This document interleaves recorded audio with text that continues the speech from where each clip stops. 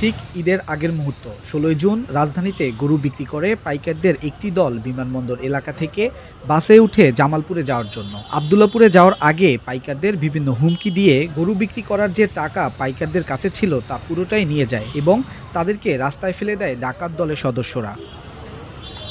ঘটনার দিন বিমানবন্দর থানায় একটি মামলা হয়। পরে মাঠে নেমে কাজ শুরু করে ডিবির উত্তরা বিভাগ। তদন্তের এক পর্যায়ে এই ঘটনার সঙ্গে সংশ্লিষ্ট ১০ জনকে গ্রেপ্তার করে। গ্রেপ্তারকৃত ডাকাত দল বিভিন্ন সময় উৎসবকে কেন্দ্র করে ডাকাতি করে আসছিল। ওই দিন কিভাবে ডাকাতি করে তার বর্ণনা দেন ভুক্তভোগী গরু ব্যবসায়ীরা। বাসের নাম্বার টাম্বার দেখে পিছনে দৌড় দিয়ে জামালপুর ডাকতেছে, পরে আমরা উঠছি, ওঠার পরে আমরা গেট গুট লাগাই দিয়ে পরে গামছা দিয়ে পরে আমরা হস্ত করে টাকা দিয়ে নিয়েছি। টাকা তারা মানে অনুমান করলে মানে 10 থেকে 12 জন হবে না, মারধর করে খালি আমার একটা চর্মা ছিল কারাগারি করছে গাছের ভিতরে চোখ বাঁধা অবস্থায় ছিল, গলায় গামছা দিয়া চোখ বাঁধা। তারপরে ওরা বললো, একজনে বললো যে এর ডেট করে ফালাই দেয় এক জায়গায়, আরেকজন বললো যে না ওর কাছে টাকা পয়সা আছে সব নিচে মাইরে লাভ।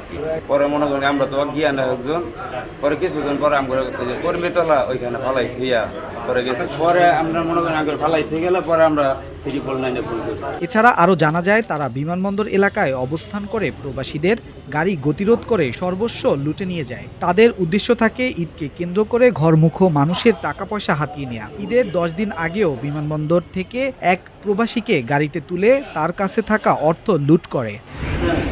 গ্রেপ্তারের সময় তাদের কাছ থেকে লুণ্ঠিত 7,14,000 টাকা, 13টি মোবাইল ফোন, 2টি চাকু ও প্লাস্টিকের রশি উদ্ধার করা হয়। ঢাকা মহানগর গোয়েন্দা পুলিশের অতিরিক্ত পুলিশ কমিশনার মোহাম্মদ হারুন আর রশিদ বলেন, গ্রেপ্তার 10 ডাকাতের বিরুদ্ধে ঢাকা, ময়মনসিংহ ও গাজীপুর এলাকায় একাধিক মামলা রয়েছে। এ ডাকাত দল বিভিন্ন উৎসবকে কেন্দ্র করে ডাকাতি করে আসছিল। 10 জন ডাকাতের বিরুদ্ধে ঢাকা, গাজীপুর, ময়মনসিংহ বিভিন্ন এলাকাগুলিতে একাধিক মামলা রয়েছে, একাধিক ডাকাতের আসামি তারা, এবং তাদের কাজই হচ্ছে বিভিন্ন অকেশনে রোজার ঈদ, বকরিদ বা বিভিন্ন সময় তারা অথবা তারা এয়ারপোর্টের সামনে তারা উত্তর থেকে বিদেশ থেকে কোনো যাত্রীরা যখন প্রবাসীরা যখন আসে তখন তাদের কাছ থেকে তাদেরকে গাড়িতে তুলে নিয়ে গাড়ি পথরোধ করে তাদেরকে ওই গাড়ি থেকে নেমে গাড়িতে তুলে তারা ডাকাতি করে সর্বস্ব নিয়ে তাদেরকে 100-300 ফিট অথবা অন্য কোনো জায়গায় খালি জায়গাগুলো তারা ফেলে চলে যায়।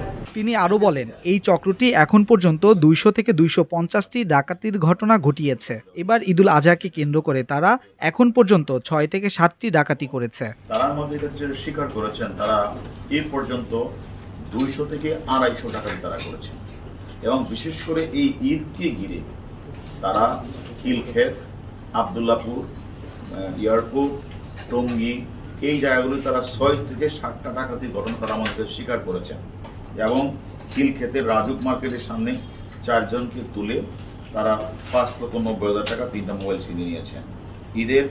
ঈদুল আজহার 8 থেকে 10 দিন আগে এয়ারপোর্টের সামনে থেকে একজন প্রবাসীকে তুলে নিয়ে এটারও মামলা হয়েছে, তার কাছ থেকে রিয়াল নগদ সব তুলে নিয়েছেন।